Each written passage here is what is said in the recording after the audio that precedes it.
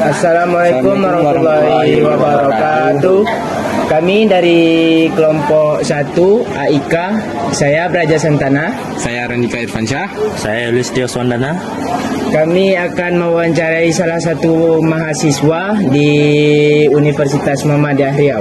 Saksikan dan like, komen. Izin Bang, boleh mengganggu waktunya? Nah, boleh. Kami ingin mewawancarai Bang tentang paradigma perbankan syariah. Ya. Kalau boleh tahu nama Bang siapa Bang? Perkenalkan, nama saya Muhammad Abdul Ramadan. Langsung aja nih Bang ke pertanyaannya. Ya. Apa aja sih paradigma Islam dalam ilmu perbankan syariah? Mungkin paradigma Islam dalam perbankan syariah itu ada beberapa. Yang pertama itu contohnya itu adalah larangan riba, di mana riba itu atau bunga dilarang keras dalam Islam karena dianggap sebagai praktik yang eksploitatif dan tidak adil. Yang kedua itu adalah larangan maisir dan gahar. Maisir itu adalah perjudian, sedangkan gahar itu ketidakpastian. Nah, dilarang dalam transaksi keuangan untuk menghindari spekulasi dan ketidakpastian. Nah, yang ketiga itu ada ketidakadilan dan kesetaraan. Transaksi itu harus didasarkan pada keadilan dan kesetaraan antara satu pihak dan pihak lain. Harus ada deal tidak deal antara konsumen perbankan itu dengan kesepakatannya masing-masing. Terus ada juga berbasis aset nyata. Transaksi keuangan itu harus didukung juga dengan aset nyata, menghindari juga spekulasi yang lainnya. Yang kelima itu adalah keterbukaan dan kejujuran. Jadi harus adalah transparansi antara kita dengan kedua belah pihak lah, ada transparansinya. Ada kerjasama ya.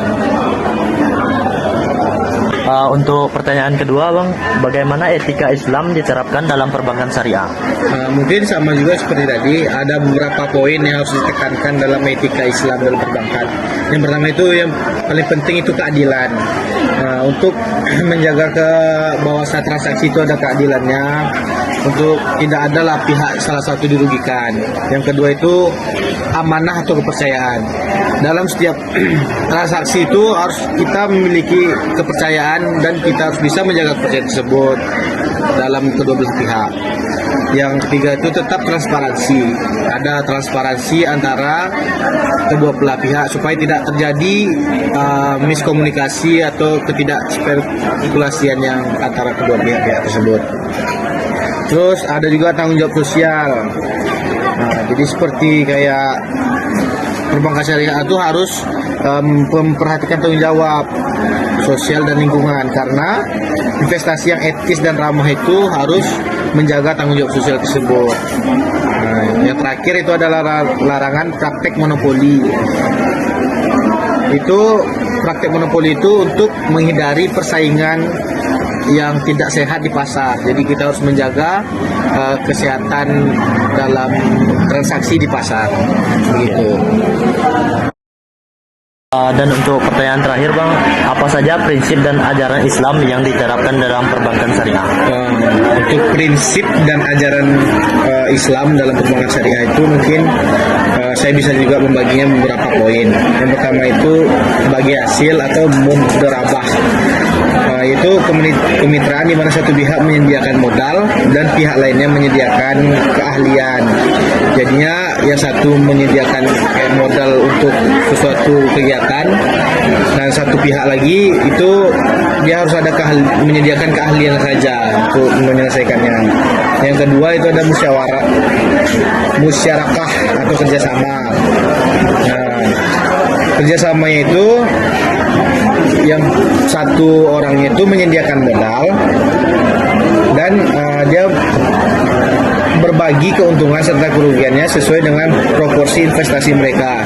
Jadi kayak sesuai dengan apa yang disepakati awal bersama, maupun mendapatkan kerugiannya ataupun keuntungannya. Yang ketiga itu murabahah atau jual beli.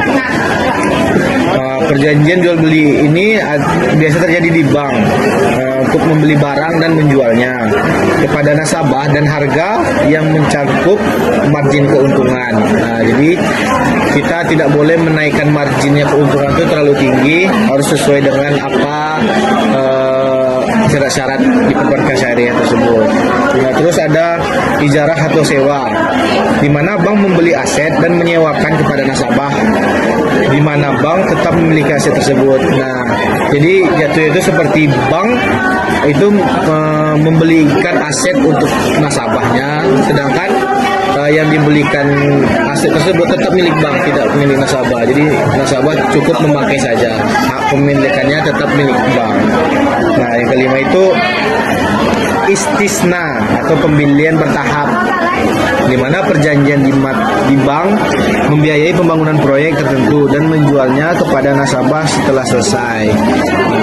Kayak mengambil suatu proyek itu, banknya menangguh lagi semuanya, setelah proyek selesai baru diberikan atau dijual ke nasabahnya gitu. Baik, terima kasih telah mengganggu waktunya Bang. Sekali lagi mohon maaf atas ganggu waktunya. Ya. Assalamualaikum warahmatullahi wabarakatuh. Waalaikumsalam. Baiklah, hanya itu yang dapat kami tanyakan. Mungkin lebih dan kurang kami mohon maaf. Kami dari kelompok 1 AIK izin mohon undur diri. Wassalamualaikum warahmatullahi wabarakatuh.